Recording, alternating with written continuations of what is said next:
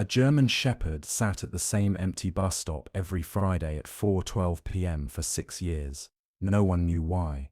Until one day, a 15-year-old girl missed her bus, and he refused to let her leave.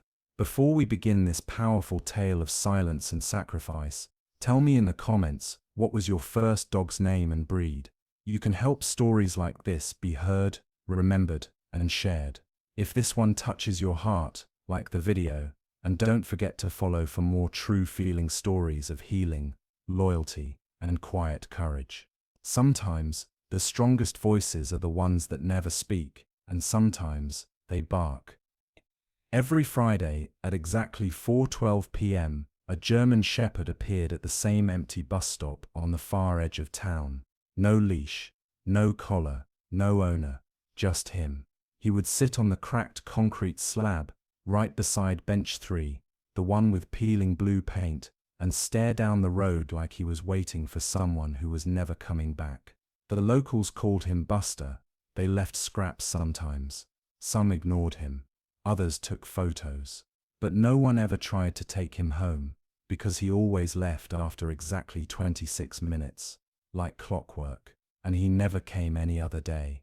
Only Fridays. Mia first noticed him during her walk back from the library, one stormy Friday afternoon. Her phone was dead, her usual ride forgot her, and the next bus wasn't coming for an hour. She sat under the old bus stop roof, pulling her hoodie tighter, trying to stay dry. That's when she saw him, emerging from the tree line like a ghost, slow and silent, raindrops sliding off his coat. He didn't flinch when thunder cracked. He didn't even look at her. He just climbed onto the slab, turned once in a tight circle, and sat, staring, still. Mia watched him from the other end of the bench, unsure. He looked tired, but not weak. There was something about his posture, upright, alert, that felt deliberate. She whispered, "Hey boy." No response. She reached into her bag, pulled out a piece of her sandwich, and gently tossed it halfway between them. He didn't touch it. He didn't blink. He just sat there, his amber eyes locked on something far down the road, something only he could see. At 4:38 p.m., he stood, stretched once, looked at Mia, and walked away into the woods. The next Friday, Mia came early. She didn't know why. Curiosity, maybe boredom, maybe something deeper. She sat with a book and waited. At exactly 4:12 p.m., he returned. Same path, same steps, same stillness. She didn't say anything this time. She just sat beside him, close enough to hear him breathe. 26 minutes passed. He left. She followed. He didn't go far, just behind the trees that lined the old highway. There, overgrown with weeds and ivy, stood a chain-link fence. Beyond it, the shell of an old station building, burnt at one end, sagging at the roof, long abandoned. The gate was twisted open. Buster slipped through. Mia stopped at the entrance. The smell of mold and dust hit her hard. Inside, broken tiles crunched beneath her feet, rusted lockers, cracked signs, and on the far wall, a scorched message in faded paint, Bayside Transit, Est, 1976. She turned to ask the dog a question, something silly, like "What is this place?" But he was already gone, vanished into shadow. She left that evening unsettled, not afraid, just filled with questions. Why here? Why only Fridays? Why her? The third Friday, Mia brought chicken. He still didn't eat it, but when she reached out slowly, carefully, he let her touch his head. His fur was rough, warm. He was real. Not some ghost tied to the stop, but somehow he still felt like a memory. That day, she followed him deeper into the station, behind the ticket desk, where weeds grew through cracked floor tiles. Buster stopped at a locked metal cabinet. He paused at the corner, once, twice, then looked at her. Mia knelt beside it, heart racing. She tugged at the rusted handle. It didn't budge, but something inside shifted. She heard it, a dull thump, like wood against metal. She looked at Buster. He didn't blink. He waited. Mia couldn't get the cabinet out of her head. All week she thought about it. The dull sound inside, the way Buster had scratched at it, then stared like he expected her to do something. By Thursday night, she had a plan. She packed a flashlight, gloves, and a small wrench from her dad's toolbox. She told her aunt she'd be home late from the library, and as the school bell rang Friday afternoon, she didn't wait for a ride. She went straight to the bus stop. At 4:12 p.m. sharp, Buster emerged from the trees. This time, he didn't go straight to the slab. He walked past her, slow, deliberate, and paused at the trail's edge. Waiting, Mia followed. The station was darker today. A thick storm front had rolled in, muting the light and soaking the floor with dripping leaks. Buster led her behind the old desk again and sat by the cabinet. Mia knelt, pulled on her gloves, slid the wrench into the handle's rusted latch, and twisted. The metal screamed, then popped. The door creaked open. Inside, buried beneath decades of grime and rodent nests, lay a box. Just a small wooden box, carved on the lid. LR. Mia's heart began to race. She opened it. Inside were scraps of paper, drawings, a worn plastic bracelet, a lanyard with a faded school ID. Layla Rose Bennett, age 13, Bayside Middle. The girl was real, and Buster had brought her here for a reason. Mia flipped through the items, her fingers trembling. Each drawing had a date. Most were from early 2017. One was dated April 7th, the Friday before Lila disappeared. She remembered that name now. Lila had gone missing on her walk home from school. She'd been last seen near the Bayside bus depot, but they never found her body, and the town eventually stopped looking. Mia stared at the bracelet. It was pink, beaded, with a plastic charm shaped like a daisy. Buster licked it once, gently, like it was fragile. Mia whispered, "She was your girl, wasn't she?" Buster didn't move. He just lay down beside the open cabinet, eyes on the box. That night, Mia told her aunt what she found. Her aunt went pale. "Lila Bennett," she said softly. "That poor child. You remember her?" "I remember the posters, the vigils, and then the silence." "What happened?" Her aunt hesitated.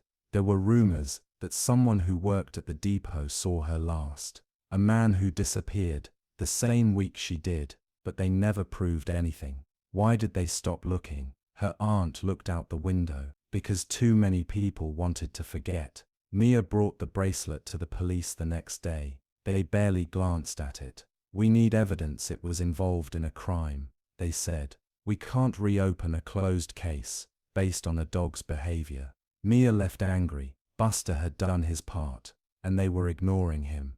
The next Friday, she didn't go to the station. She went to the Bayside Historical Archive. Instead, tucked behind a dusty diner, it was barely more than a converted garage, with shelves of forgotten newspapers and city planning documents. There she found the original site map of the bus station, and something else. A blueprint. It showed a second office room, one that had been sealed after a fire in 2017. It wasn't where the cabinet had been.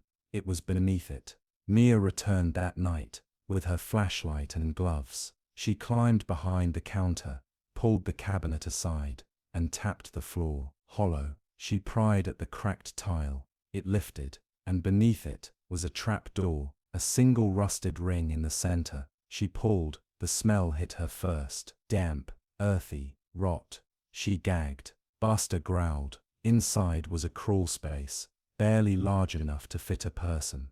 At the bottom, bones, and a small pair of shoes. One still had a daisy charm, dangling from the laces. Mia called the police again. This time, they came, and they brought shovels. DNA confirmed it a week later. Lila Bennett had been buried beneath the station floor for 6 years. The man who had vanished in 2017. His name was back in the news. He had a history of complaints. None were ever followed up. The case was reopened, then closed. Quickly. Because now, there was no doubt, the town had failed her. Everyone had, except for a dog who never gave up. The bus stop became a memorial after that. Flowers, candles, photos, and one wooden bench, freshly painted. Every Friday, people came to sit, say her name, say they were sorry. But Buster, he never came again. Not until the final Friday of October. Mia was there, as always. She thought he had stopped, that his work was done. But at 4:12 p.m., he emerged from the trees, old, slower than before. He limped to the bench, looked at Mia, and placed the pink bracelet at her feet, then curled up beside the slab, and closed his eyes. The town tried to call it closure. News stations came, flowers piled up. A memorial plaque was placed at the old station steps, in memory of Lila Bennett, who was never forgotten, by the one who couldn't speak. But Mia knew better. This wasn't closure, this was beginning again. She sat beside Buster's grave every week. It wasn't much, just a small mound beneath the oak tree behind the station, with a marker that read Buster. He waited, he knew, he loved, and because of him, she was found. Sometimes she read books aloud, sometimes she just sat in silence, and sometimes, when the wind moved through the trees just right, she swore she heard paw steps across the old pavement. Mia's article went viral a month later. She wrote it from her bedroom floor, typing between tears. They say dogs forget, but he didn't. For 6 years Buster returned to the place where a child was hidden, not to wait for justice, but to make sure we never stopped looking.